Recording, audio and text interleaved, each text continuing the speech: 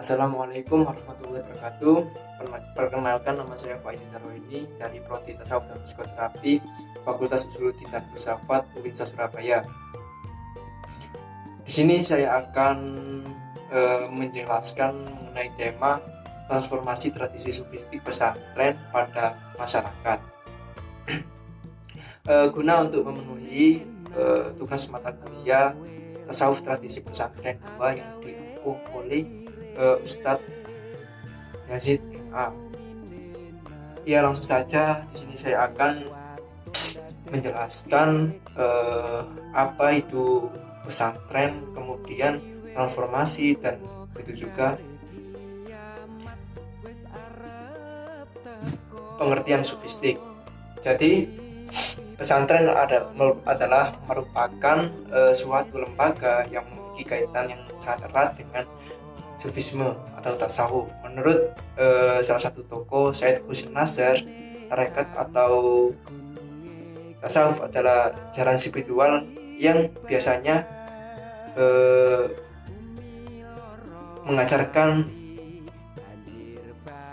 dimensi esoterik atau spiritualitas. Sedangkan menurut Kiai Haji Samsuri Al-Badawi, tasawuf disediakan sebagai tasifat al-qalb dan sifat al-mazmumat, yaitu penyucian jiwa dari sifat-sifat tercela. Kemudian Kiai Haji Ahmad Sohibul Wafa Tajul Arifin yang dikenal dengan Abah Anom berpendapat bahwa sufisme berarti pembersihan hati dan hawa nafsu dan kecenderungan kejinya dengan mengajarkan latihan-latihan untuk mengendalikan hawa nafsu. Seteguk mungkin dalam tradisi pesantren, konsep tasawuf dan tarekat sering digunakan dengan saling dipertukarkan. Hal ini dapat dipahami dengan memperhatikan fakta bahwa kedua konsep tersebut pada dasarnya memiliki makna yang sama. Saja apa pengertian dari transformasi. Transformasi adalah sebuah proses perubahan secara berangsur-angsur sehingga pada tahap ultimate, perubahan yang dilakukan dengan cara memberi respon terhadap pengaruh unsur eksternal dan internal yang akan mengarahkan perubahan dari bentuk yang sudah dikenal sebelumnya melalui proses yang mengandalkan secara berulang-ulang atau melipat gandakan. Sedangkan pengertian sufistik sendiri adalah dari kata sufi diambil dari kata sof, yakni jernih dan bersih. Tausuf, bulu domba. Pendapat ini benar jika dilihat dari sisi makna yang dikandung tasawuf, tapi salah jika dilihat dari akar katanya. Meskipun kata sufi berdekatan secara makna dengan kata sofa dalam diri seorang sufi, tetapi menurut kaidah bahasa nisbatan kata sufi terhadap kata sofa kurang tepat. Nisbat kata sofa adalah sofai, bukan sufi. Apa itu? Kemudian pada poin yang terakhir, yakni pesantren. Keberadaan pesantren telah dikenal sejak abad 16. Sejak abad 17 pesantren di Jawa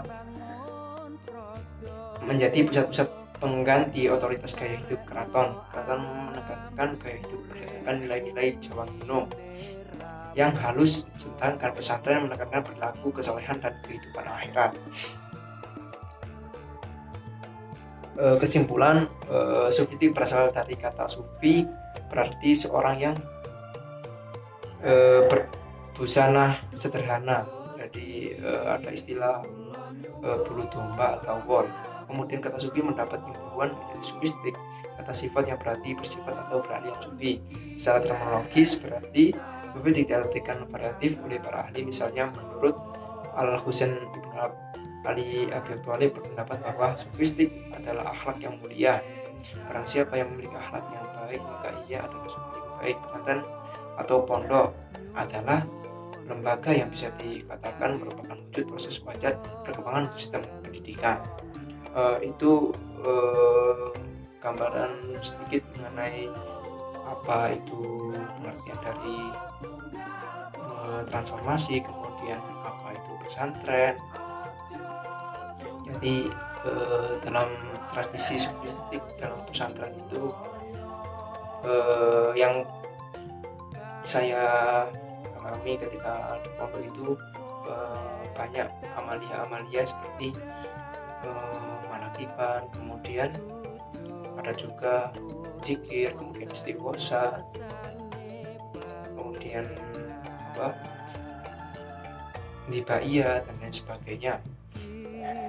Itu adalah kegiatan-kegiatan yang biasanya dilakukan di pesantren, kemudian tertransformasikan ke masyarakat, kemudian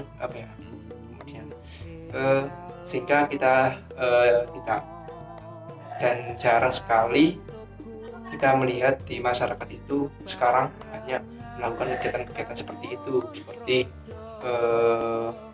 rutinan ketika malam Kamis malam Jumat, kemudian ada istighosa dan lain sebagainya. Itu adalah sebenarnya bentuk dari kegiatan-kegiatan yang sebenarnya ada di pondok, kemudian tertransformasikan ke dalam masyarakat. Mungkin dulu itu masih dengan amalia seperti itu, tapi ketika perkembangan zaman kita melihat beberapa pondok sekarang itu banyak sekali kemajuan, mulai dari teknologi, industri dan lain sebagainya. Tidak heran jika banyak pondok-pondok juga yang melakukan bisnis dan lain sebagainya. Kemudian bisnis-bisnis di pondok tersebut tersalurkan ke masyarakat seperti bank syariah dan atau BMT dan lain sebagainya. Itu mungkin ada imbas dari atau kegiatan yang ada di pondok. Ya, mungkin itu saja dari saya penjelasan mengenai transformasi sofistik